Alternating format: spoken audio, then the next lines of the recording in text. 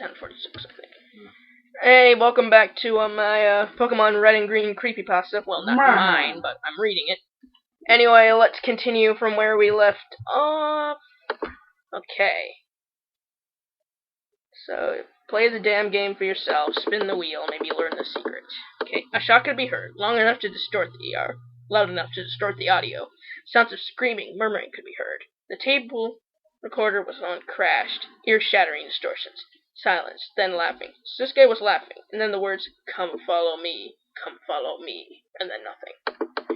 The recorder continued to record until the tape ran out. There was nothing else on it. The police arrived on the scene quickly. To their horror, they discovered Sasuke and the two detectives dead. They had all been shot, but not after struggling. The detectives had been shot multiple times, at least 10 each, before dying after being shot between their eyes. So Sasuke had clearly died of 2 shots to his chest, straight through the heart. The game was causing a massacre. At least 100 children were dead. Nishino, the unexpected friend, dead. Chiro, the manipulated toy, dead. The 2 detectives, dead. Now, even the creator, the cause of the atrocity, Sasuke, dead. The game was stretching far over its original intentions. It was killing anyone and everyone who got involved. The lead detective had decided to put this case away. He who committed the crime was dead, so there was no longer any reason to continue the case. All evidence, all the cartridges, all the notes, all the letters were locked away, kept in the darkness where they belonged. There were talks about the entire thing, small conversations even now and then, but over the years even these began to fade away. Eventually, the cause was only a memory in the minds of those who experienced it firsthand. 10 years passed. On February 27th, 2006, the lead detective, the man who had locked away the original evidence 10 years previous, was reminded of the awful event that occurred. Although he was no longer in the force, he still had access to files and was helped when he could. The reminder of the event caused him to look back, to open the sealed container that held all the evidence. He read through the letters and the notes. He remembered the woman who appeared to him on the street one day, and handed him the letter to the change of the entire case. He wondered who she was, and where she had come from. Perhaps she was Chiro's mother, maybe Sasuke. It was far too late to pursue any of this. Far too late. Sealing the container again, he saw a second one directly behind it. Pulling out, he read the note on top of it. Evidence number 2104A. He opened it up and looked inside. Filling the container were exactly 104 Pokemon Red version and Pokemon Green version cartridges, each one in perfect condition, untouched since the day they had checked them 10 years ago. He reached in and pulled one out. Pokemon Red. He hadn't seen one in a long time. He didn't know what he thought next, but he reached in his desk and pulled out an old Game Boy. He received it a long time ago, but it still worked. It was his son's, but he had died a few years ago. His wife was gone too. That was then, though. Popping in the cartridge in the back of the Game Boy, he turned it on. The title screen. Then the option to continue started a new game. Tanaka. That was the child's name, the one who played it first. He was probably dead along with all the others. He pressed new game and started a new game. It was normal, average. He walked around, talked to his mother, went outside, and started walking towards the grass. In his head, he could still hear Sasuke's words, even though he was not there, even though he had never seen the man in his life. He could still hear him. Come follow me. He was getting in closer, only a step or two away. Roll the wheel and who knows, maybe you'll learn the secret for yourself. He entered the grass. The screen did nothing at first, nothing at all. It just sat there, and so did the detective, completely frozen, as if time had just stopped for him. The screen went black and then lit up again. The iconic green background with black text appeared. The lead detective's weary eyes grew wide. He couldn't help but read out what was there in front of him. It said, come follow me, come follow me, come follow me. I miss you, Dad. I miss you, my husband. I miss you so much.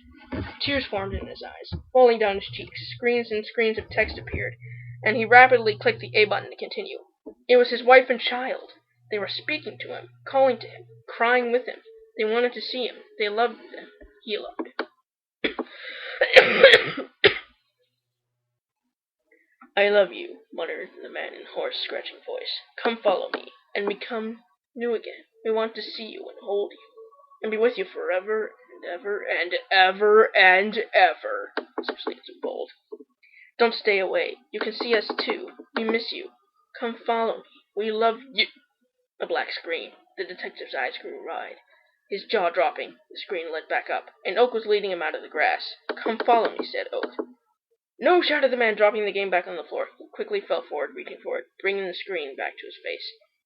Bring them back to me! The game continued on as usual, not responding to the detective at all. My wife, my child, listen to me. Bring them back to me, I said. Voices. He heard voices. Hundreds of voices. He turned around from his seat, looking behind him. Standing in a small room were children, many children. Some had no eyes. Some had rings around their throats. Some were burned all across their body. They were screaming, reaching towards him. Bring back my mommy, bring back my daddy, bring back my pet, they all screamed out. Reaching for the game, mouths agape with horror and pain. I don't want them to go away. Bring them back to me, bring them back to me. No! It's mine! My family is here! Don't touch it! Horror was across his face. Come follow me, said a voice. The lead detective looked over, and in the corner of his room, next to an old desk, was Sasuke. He stood in the corner, tall, handsome, and clean. A smile was on his face, stretching across. Come follow me. The lead detective jumped up, stepping back, trying to force away the children calling towards him. Reaching out from the game, held tightly in his hands. What's going on here? What's going on? Where's my family? Sasuke smiled generously. I'll show you. I'll help you get away from them, you see. Just follow me. Sasuke reached down and opened a drawer on the old desk. The lead detective, pushing through the crowd of children trying to get away, looked inside.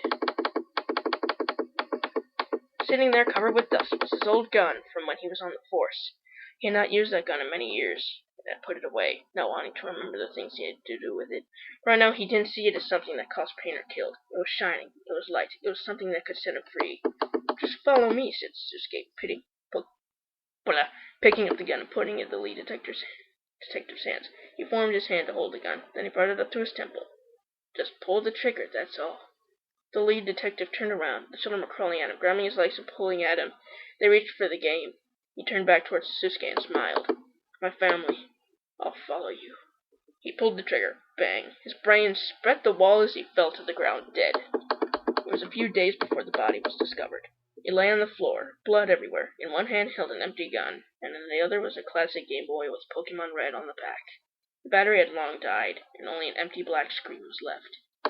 This was the final murder that the remaining authorities would allow. The last detective who was ever a part of this case personally carried all 104 cartridges away and burned them all, making sure not a single one survived. They would taunt no more. However, this is not the end of the story. The code was said to have survived, and was even passed on to other language versions of the game. If you know a Pokemon game, you can place the cartridge in the back of a classic Game Boy. Turn on the system, roll the wheel, and who knows, maybe you'll learn the secret for yourself. Okay, well, that's the end of it. Gabe, don't kill yourself when you go home and play Blue. I'm not gonna play Blue. My brother won't let me play until he transfers his Charizard over a different game.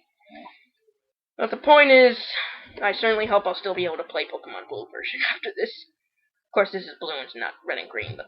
No, he said that it transferred over to other languages, and Blue was the replacement of Green. So... Oh well. Well, if you excuse me, I'm gonna go and play White. See ya. Rise!